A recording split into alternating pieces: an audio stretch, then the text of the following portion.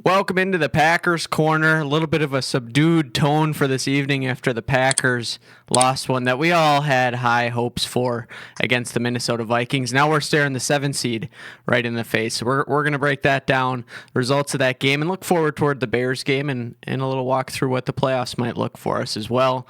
Gentlemen, we'll see you on the other side of the intro. Winning isn't everything, but it's the only thing. In our business, there is no second place. Either you're first or you're last. It was named after Vince Lombardi. You play in Green Bay. As important as it is to any other team, it means more to us.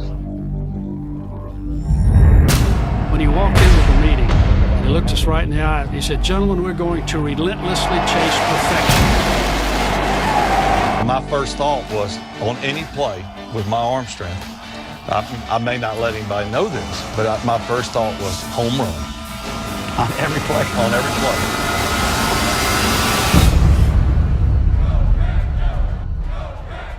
He did what?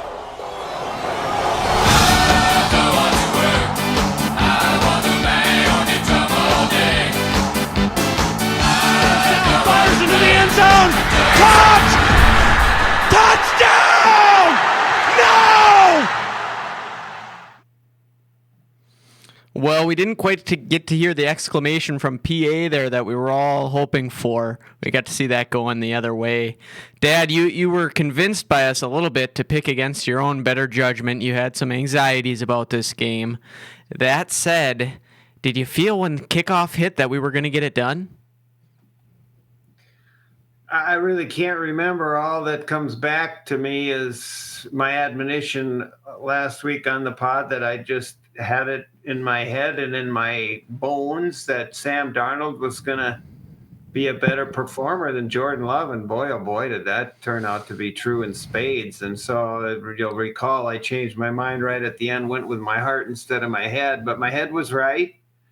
And when I analyze this thing, gentlemen, in the 5 losses against the teams rated to get ahead of us in the NFC, we have been outcoached and outplayed at quarterback in every single one of those 5 games. The combination of the OC or the head coach, Dan Campbell, Jared Goff, Hurts and Sirianni, and Kevin O'Connell and Sam Darnold have flummoxed Jordan Love and Matt LaFleur, and we got a $16 million quarterback that's playing about like a $10 million quarterback, which is the reverse of Sam Darnold. And these stat lines of 19 for 30 for 185 yards and a touchdown aren't going to get it done.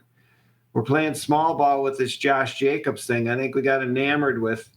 You see, you got me rolling already here. We gave him the ball 8 times in a row against Seattle, and we thought that's the way to play. That's small ball. That's not going to get it done, boys. We need more play action on first down the field, gash, big chunks.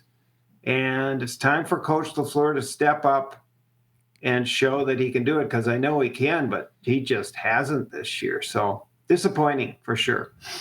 Well, my biggest criticism of Aaron Rodgers down the stretch at the end of his career was the performance relative to the pay there. And so we got to be fair, and I think you're absolutely right with your point about Jordan Love there. That was one of Schmity's big worries when we signed the man to the deals. What is that going to look like?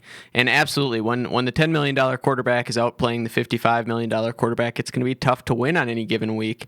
And so that's what we saw this week. How much of this do you put at the feet of Jordan Love, Schmity? Well, I would like to think that Matt LaFleur dials up great game schemes for these big ones. I think Bill Huber asked Matt about how do we not come out of the right side of these big games, meaning the 5 games that we've lost against the teams in the NFC that are better than us right now.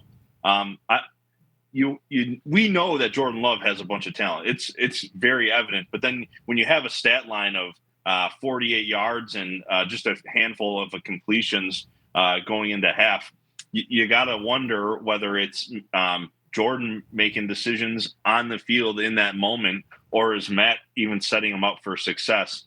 And you're extremely disappointed that now, yes, the $60 million man's being outplayed by a $10 million man. Now, we got to give credit to Sam Darnold. I think he will clearly be the hottest quarterback available in the market, and there will be several suitors. But yeah, you're really disappointed with Jordan Love, aren't you? Yeah, I think you have to be.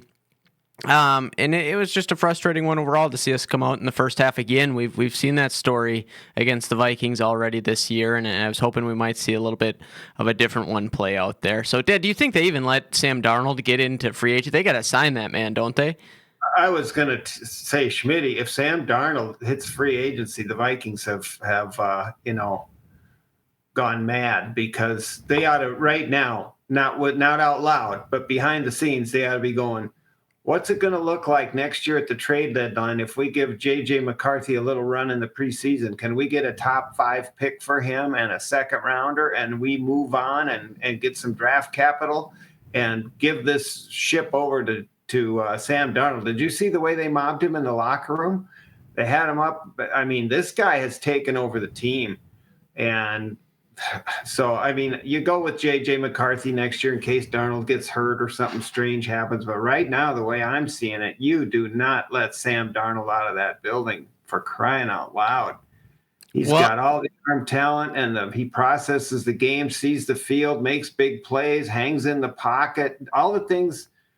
And let's be real here. It's not all on Jordan Love. You got Josh Jacobs fumbling on the first drive. You got a guy who can't line up on 3rd down and 1. We get a horrible call on Edgerrin Cooper. So there's a lot of factors, but the reality is that Jordan Love and Matt LaFleur haven't done well enough. Well, in the one thing that I think of with the history of Minnesota sports and their lack of title winning, speaking of lack of title winning, shout out to Nick Larson for winning our fantasy league. Momentous achievement for him. First time in the history of that league that we've been playing since the elementary school, just about. So big accomplishment there. I'm hoping that doesn't, have any foreboding tones for what the Vikings might do in the postseason here. But to that point, the Vikings really mobbed Sam Darnold, like you said there, Dad. And they're spraying him with champagne and so forth. And I get it. You beat the Packers. It's a big deal. But this wasn't the Super Bowl, gentlemen. Do you think that was a little bit over the top? No, Griffey. This team, you would be so excited if you saw Jordan Love on the shoulders of the offensive lineman on a post game. It's one of the things I look forward to when Packers Instagram, when you have Matt LaFleur, he's in the center of the circle and he's handing out game balls. That's a really neat thing of camaraderie, and it kind of gives you a test of where your team is collectively. And they're a team ready, aspiring for a Super Bowl. Everyone should be. If you're a Packers fan and you're not too keen on the purple, get ready, my friend, because they're about to have the 1 seed in the NFC North, in the NFC, and really be a championship threat. Well, Schmity, we've had visions of taking a trip with Packers Corner down to Bourbon Street. If the Packers can pull something like that off. And I understand you might be hedging the bet we made on the Packers to make it all the way. Did you place a bet, a wager on another NFC team here? Griffey, toastercorner@gmail.com. Now, if you feel that you need to get worked up about the Packers as I do on time to time here, and I start thinking about putting an appliance in a bathtub, I have now set up toastercorner@gmail.com, Griffey. Please send your complaints. I'll hash it out with you back and forth on an email, and then we can talk about it more here on Packers Corner. And part of that, Griffey, is, yes, I am so scared. I am petrified. So, yes, I may have put a 16-1 on the purple because I can't handle it, Griffey. If they win the Super Bowl, at least I have something. I got some monetary gain. I cannot see them win the Super Bowl and have nothing to show for it. I am so shook, Griffey. We don't have it. That team is so much better than the product we're putting out on a week in, week out basis. So it had to be done. I don't. This whole game, Griffey, missing Christian Watson more important than having Jair on the field. The fact that we don't have a number 1 wide receiver, I think, has finally come to bite us in the butt. How do we have so many bad penalties? Just nonsense. The Edgerrin Cooper one, that's inexplicable. How the NFL, we can't figure out to review plays such as that one on such a monumental. But we lose by 2 points. It's how we can't reel that one back. Our edge rush doesn't get there at all during the game. We were so close so many times, but then I go back. Oh, we've had some success the past few weeks getting to the quarterback, but prior to that, I mean, things are rearing its ugly head. We're back to square one. We're not getting to the quarterback just like we were earlier in the season when we were clamoring for Hafley to figure out how we can get more pressure on the quarterback, and nothing to show on the stat sheet on Sunday. So I'm really concerned, and we'll talk about it. But we're the 7 seed down there, so the road is now incredibly difficult. It's doom and gloom. It's toaster time, and I'm ready for it. I'm going to have my last slice of cinnamon raisin bread out of it, and after that, it's kumbaya. So looking forward to it. Well, Dad, we were talking in the office a little bit about maybe seeing the reinforcements creeping up over the hill like the Battle of Helm's Deep in the Two Towers, Lord of the Rings there. We learned one of those reinforcements is not going to be returning. Jair, done for the season. We got the likes of Evan Williams and Christian Watson and a few others out there that we're hoping to get back. But how does that color the postseason? Maybe running into the Vikings again and having to go against these two receivers that they have without Jair. Well, I'm going to spin this around, be a little bit positive, but I'm not ready for that yet.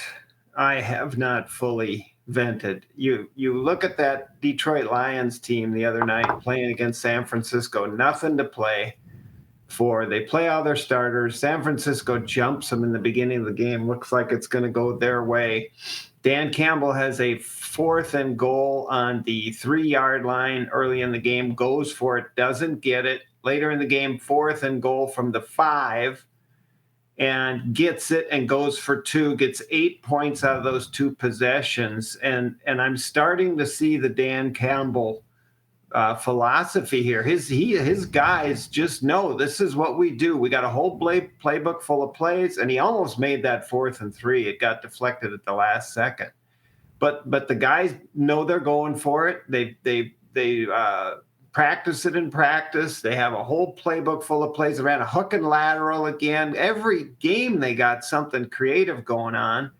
And Matt LaFleur has 4th and 3 down on the goal line. Those are the ones to me that make sense to go, because if you get them at 7 points, when you go 4th and 3 on the 20-yard line and get the first down, doesn't mean you're going to get 7 points. So I thought LaFleur got it wrong again. We have 2 4th and 3s and we get 3 points out of it. Campbell has 2 4th and 3s and he gets 8 points out of it. And that's difference in the ball game. And it seems like LaFleur doesn't know what he's going to do. He makes it up on the spot. He's had a lot of trouble with these things. And guys, I love the coach. I think he's very creative. But in high leverage situations, think back. We've talked about it before. NFC Championship against Tom Brady, terrible call. NFC Championship game a couple years later against San Francisco, not good in high leverage situations when all you need is a score in the second half to win the game. Can't get the offense rolling. So I'm hoping that Coach LaFleur can figure it out. And Jordan, I think what's gone on, guys, with Jordan, he was so turnover conscious early in the season now, and he's come back and he's hesitant. He's not seeing it and letting it go. The coach isn't encouraging him, and that's probably good. We don't want to throw the game away. He threw the game away in the first half against Detroit here a month ago. So he's very cautious, but we have somehow got to strike a balance where he's willing to let it rip. We need to see something like 30 for 39 for 330 yards and 3 touchdowns at like a $60 million quarterback is supposed to do every now and then. And are we going to get it this year?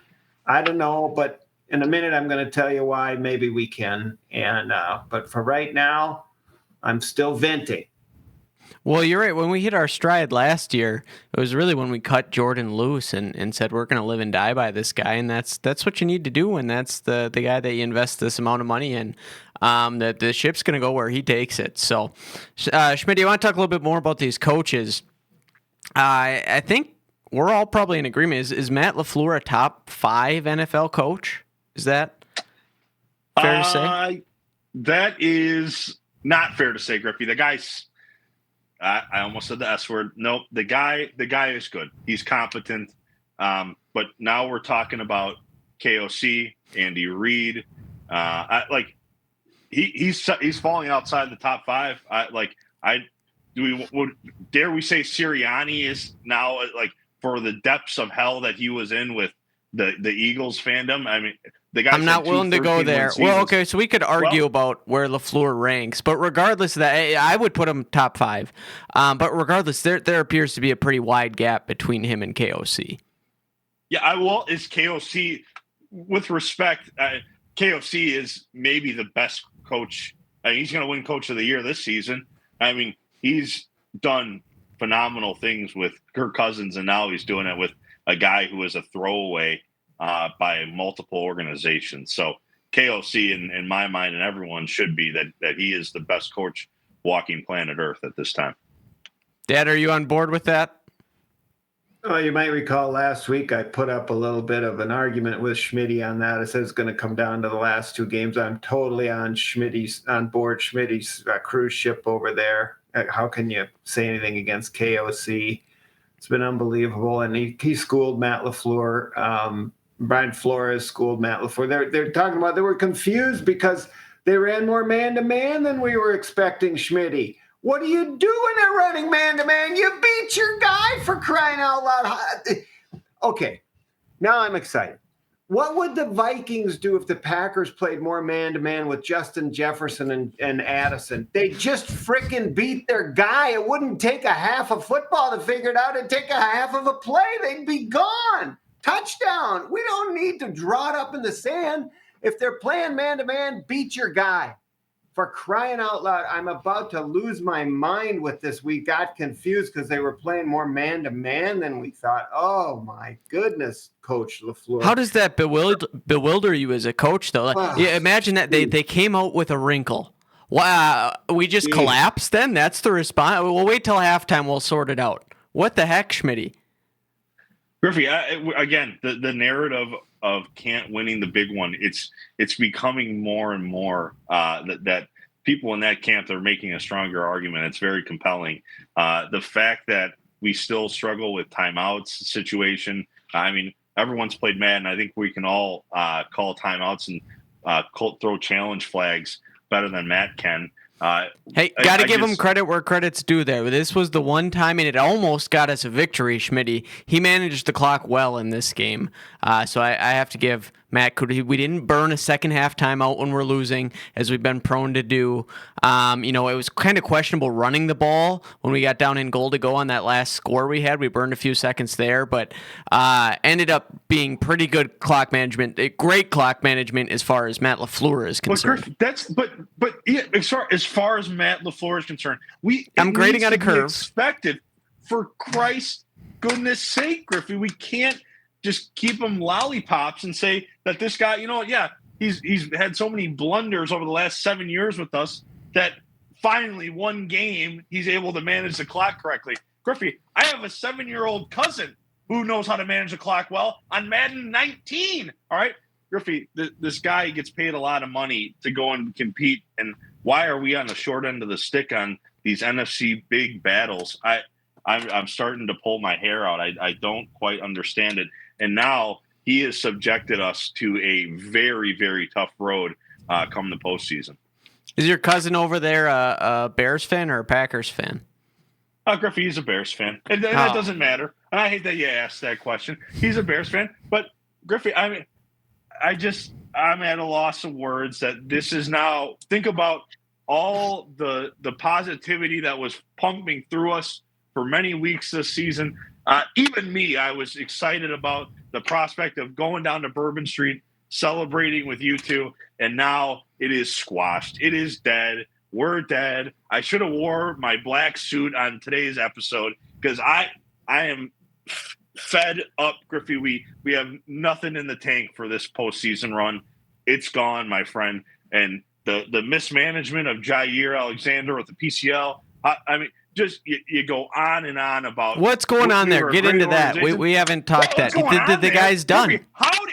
Does that make any sense? No. Does that make any sense? The guy, he's been out since November 17th. He hasn't been active. He shows up for a couple of practices here and there. How do you just not inactivate him? Like, we need it's an extra body. We need the help in the secondary. We need to say, goodness gracious, we're wheeling up Stokes, Griffey. The guy doesn't have a PB in over 1,000 snaps. I just don't understand some of the decisions that get made over there in Green Bay, Wisconsin. And now, unfortunately, all of us, we live we live closer to U.S. Bank than we do Lambeau. I got to go to work and deal with this crap every day in, day out. It's not good for our health. That now this is the long play. We are screwed. KOC is going to dance on our graves. Okay, so that's why I put the future in, folks. You should do it right now. Save yourselves. Save yourselves. Wow. Let me help Schmitty out. I got a ray of sunshine. Edgerrin Cooper. Yeah. Can we talk about Edgerrin Cooper? I'm ready to go sunshine. But did Schmitty know that Jair is having surgery? That was just announced today. I would presume so. That's what he's upset about. Why did it take so long to figure it out? This guy was practicing in full. What's that? Did you? You know what? I cannot stand that Matt, and they ask him every week. They've been asking him since November 17th. Matt, how's Jair doing? And it's the same cookie cutter BS answer. Oh, well, I'm not a medical expert. Well, dude, get with the medical experts. They're going to tell you that the guy can't play. Get him out. Get him on surgery. We'll see him next year. And now, Griffey, you know what? I'll always remember his rookie season. But Jair, God bless you. We'll see you. We'll see you on the other side of this. Hopefully, you got a gold jacket at some point because you turned your career around. It ain't with us anymore, dude. And so, here's what we're at, Griffey. We never got to draft in the first round again. Start trading back out of the first round. We have no expertise in first round draft picks. Load up on cornerbacks. Load up on edge rushers. We do it all the time. First round. None of them ever hit. I'm going to spiral here, Griffey. I'm going to spiral. My ears are hurting, Griffey. The angry sharks are swimming. I can't. Oh, this season was supposed to be promising, Griffey. Oh, my notes. How did this happen? We can't beat the Vikings one time. Well, Schmitty, we might get another crack at him. Okay. You ready now? Yes, Schmitty, sir. Pour yourself 4 fingers. Get some ice in there. Cool your fingers off. All right? So here's the deal. It's been a tough road. And why is there any reason for hope? Okay, well, we're going to have Christian Watson coming back. We're going to have Devontae Wyatt, who was out of this game for most of the game, probably our most dynamic pass rusher who we could really use. Quay Walker has caused our ire, but he is good in pass good in pass coverage, getting back into the middle of that field. He's going to be coming back. Evan Williams is going to be coming back. And we can get Eric Stokes off the field, Schmitty, which should begin to lighten your mood quite a bit. So with all that having been said, there are some guys coming back. I don't believe that Jordan Love can play much worse. I think there's upside there. I don't think Matt LaFleur can scheme much worse. Is it possible? Is it possible, boys, that Matt LaFleur's given us a little okey doke and going with nothing special in this game, not going to show him anything, not enough to be gained? I don't know. But all I know is I saw Ohio State today, who was beaten by Oregon this season, rated number 8, the 8th seed in the college football playoffs against the number 1 seeded Oregon Ducks, completely come out and smack their behinds 34-0 at one time in the game. If we somehow manage to muster together, and I'm not saying it's, for sure foregone conclusion because we haven't played a full game all year, but is it just possible that we go into Philly and play a full game or 3/4 of a game, somehow get a W, and then we find ourselves right back at the Dome, the Bank, or in Detroit. And if we get to that point, to me, Schmity, the season will be a success. We get into that situation, let the chips fall where they may, and let's see what could happen. So I'm just saying there is a chance. You're telling me there is a chance. Can I go out on a date with you when hell freezes over? You're telling me there's a chance. Just give me a little bit of a chance. The old optimistic optometrist is going to go with that chance. Well, I'm optimistic that we get to see my favorite quarterback in the NFL come to town, Caleb Williams. Favorite quarterback to watch, I would say, and that's because it has been a struggle. And I spend too much time reading the comments about this guy on Twitter and so forth, and there are a lot of people that I have seen bury the Chicago Bears offensive line this year. And I think there's a little nuance there. And then I want to get your thoughts on this too, Schmity. But they looked at pressure rate, and Caleb Williams has about the same pressure rate as Joe Burrow with twice the number of sacks. This guy holds on to the ball. He doesn't make good decisions. Now, one thing he has done is protect the football. He hasn't thrown very many turnovers, although he did cough one up on the last play of their last game. But Schmity, you said we are going to rue the day that the Bears drafted this guy for 15 years. The Bears are one game out of the first overall pick. Now, based on tiebreakers, they're not going to get there. But I am excited to watch Caleb Williams at Lambeau Field. I do not think it's going to go well for this gentleman. What do you think Caleb's going to look like when he comes to town? Griffey, in fact, I will be boots on the ground. I will be in the presence of Jordan Love and Caleb Williams in person to see Mr. Caleb perform. And I'm very excited about it. I still think he has a bunch of talent, and he has to overcome the organization that has done him dirty in every week so far this season. Hopefully Kevin Warren and Ryan Pulitzer both walked out of Hallis Hall come the end of the season. They have no business running this organization. You have a premier talent in Caleb Williams, and I still think that to be true. I love Aaron Rodgers. We all did. He was one of the best at making sure that the ball didn't get turned over. And he's held true to that for the most part, his rookie season being thrust into such a poor situation. Does he hold on to the ball way too long? Yes. That offensive line is really bad, but he needs to make much better decisions. It looks cool when he's operating at like a 10% less than 10% clip at like holding the ball for more than 5 seconds, scrambling around, finding an open wide receiver, DJ Moore. It doesn't have the other 90%. It looks god awful. The team, they totally get ruined and wrecked by a sack where he loses 15 plus yards. He's done it a bunch this season. They can't keep him upright.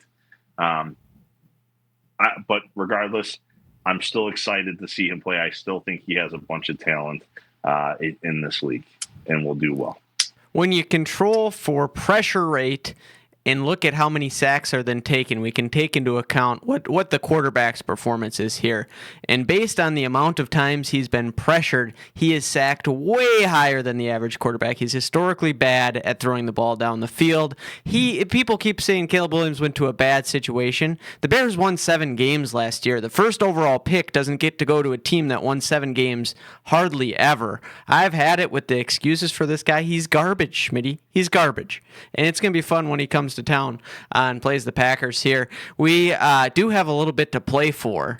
We're trying to claw our way back into that 6th seed. I don't know if that's going to make a big difference, but I don't particularly want to go to Philly to start off the playoffs if we can avoid it. We need a little help from the Commanders, of course, there, Dad.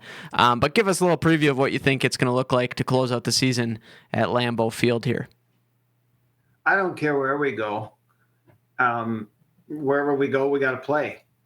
And I think we need to line up our starters and go out and play in this game and play a good first half. And then I'd like to see Malik Willis get off the pine and take over in the second half, and whatever happens, happens. And, is there that much difference in your mind between going on the road to Philly and going to play the Rams? now, or Tampa Bay.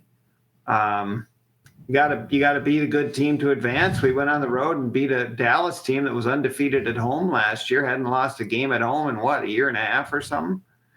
And so I don't know. It doesn't matter that much to me where we go. The Washington's probably going to win, and so we're locked into that 7. That's our fate now. That's what happens. But Schmity, for just a second, ponder this.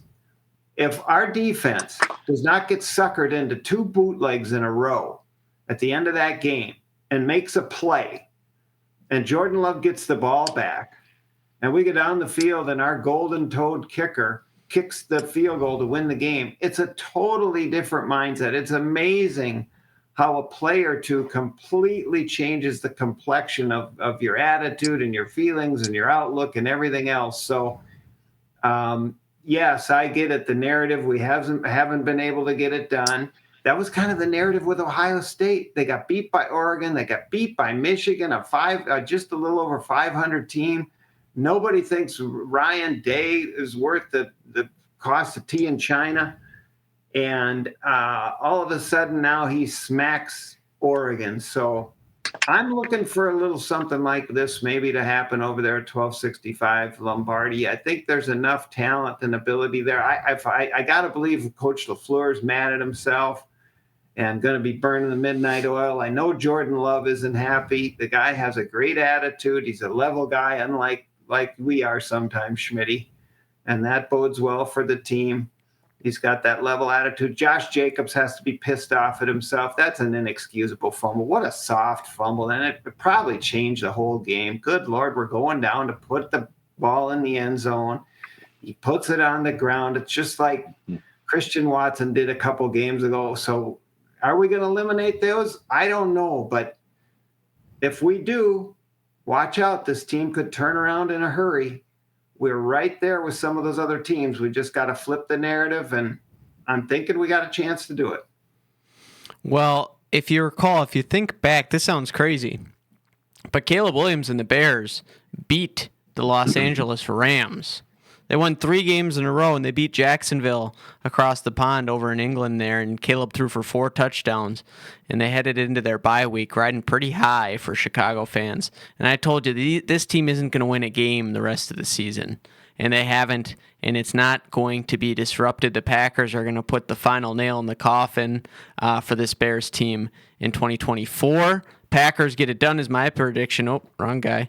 Let's give that to me. Schmity, what's your prediction for this game? If I've tricked anyone in the last 3 years that we've been doing Packers Corner into thinking that I'm an even-keeled guy and have a good outlook on this organization, I've tricked you. So I'm certainly not that. I'm a maniac when it comes to this team. Hot and cold, 1 week in, 1 week out. And Griffey, the Packers on Sunday, they just got to take care of business, right? Like, it has to be status quo. You would think that by the third quarter, if the Commanders are up by 3 scores, that you do see the Malik Willis thing and you start pulling starters because the fate is sealed. We will be off to Philly. Griffey, it's not going to matter, okay? Because the Bears are going to win. They're going to go into Lambeau, and they're going to beat us by a touchdown, Griffey. This is when we collapse. We're already collapsing, just final nail in the coffin. I just want to be done. I just want to go home and cry to mommy. I can't do it with this team anymore, Griffey. It's really just, I'm such a sad boy. I was on I got to listen to Kate. I got to listen to coworkers on a day and day. It is ruining my life that for such a great season, what could have been lollipops and rainbows. And now, Griffey, I am in the depths of the water, the deepest parts of the water, swimming with the fishies. I'm such a sad boy. Bears win. I'll be in the presence. Caleb Williams is probably going to throw for 4 touchdowns in my face, laugh at me, smirk. He'll probably have his nails painted for me on Sunday. So I can't wait to go to Philadelphia. Gar seems to think that we have a shot there. Gar and both Matt LaFleur, they've been clamoring for an all 3-phase attack. We haven't done it all year, and so I got Yahoo over here in the center thinking that it's going to finally happen in the playoffs when it matters most. Good riddance. Get me out of here. Predictions? Yeah. Schmity, when you're swimming with the fishies over there, just make sure you don't put the cement swimming suit on. Don't, do it. The toaster would be a better way to go than that cement swimming suit. So easy does it, my friend. Keep your nostrils above water. The Packers are going to get it done in this game, and then we're going to get all charged up and see what can happen in the play. Schmity, imagine you were a Jets fan. We're looking at an 11 or 12 win season. You're ready to go under the water with the fishies and the toasters. We're spoiled rotten over here, and we're the youngest team in the NFL. We got a very bright future. We got a great GM. Jordan Love is the right guy. We're just upset that he's underperforming a little bit. He's a little tight. It's all going to work out in the long run, and we'll see if we make a little run this year. Maybe we do, maybe we don't. But thank God, imagine being a Jets fan or a Bears fan. Those are the fans that need the toaster and the lead swimming suits. So we're going to be fine. Well, there's the latest count on the records to this point. We got a couple games to pick here, and then we'll do a brief look ahead towards the playoffs and wrap things up. But we got the Vikings and Detroit over in Detroit there, Schmity, for the number 1 seed. I think I got a feel for your sentiment, but lay it out here officially for me if you would. Griffey, the Vikings are the best team in the world. They are the world champions. I've already crowned them several weeks ago. They're the best team. KOC will make Mr. Campbell look like a mongoloid on Sunday night for everyone to see. All right, the Vikings are the best team ever. They probably will walk and trot into the Super Bowl. Sam Darnold's going to be hung from the rafters. They're going to pay him. He's going to take a discount. He'll probably come back. He'll sign like a 7-year, $15 million a year contract just so that he can just totally screw us for the next decade, and they're going to just be the best team ever, and it's sad and whatever. Can't wait. Looking forward to it. Dad? Much as I would love in 3 weeks to be going back to the bank for the 3rd game of the year against the Vikings with a chance to put all of the foregone conclusions and bad feelings into the ash heap and get a victory over the Vikings, it's not going to happen because Detroit's going to win. And in 3 weeks, if we do our business, we'll be back at Ford Field to give it a go with Detroit.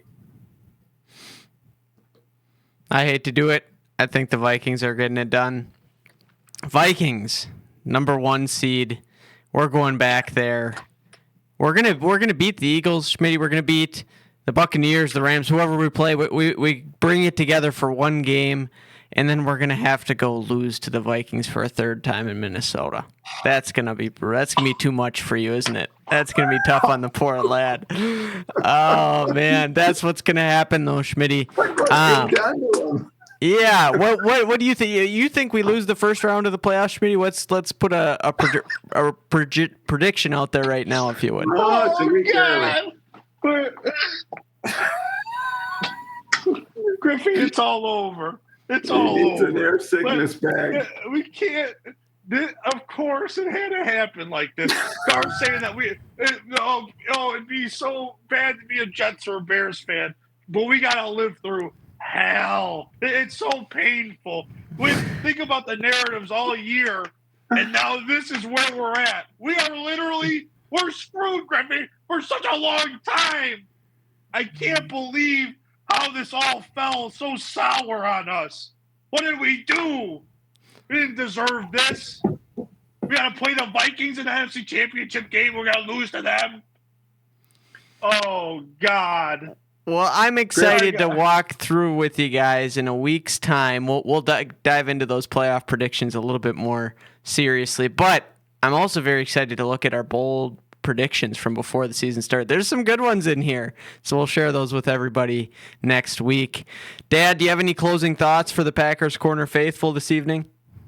I just think you got great material for a short when 2 weeks from now and we win a playoff game and Schmity's saying we're going to the Super Bowl and get ready and get your party clothes on for down in New Orleans.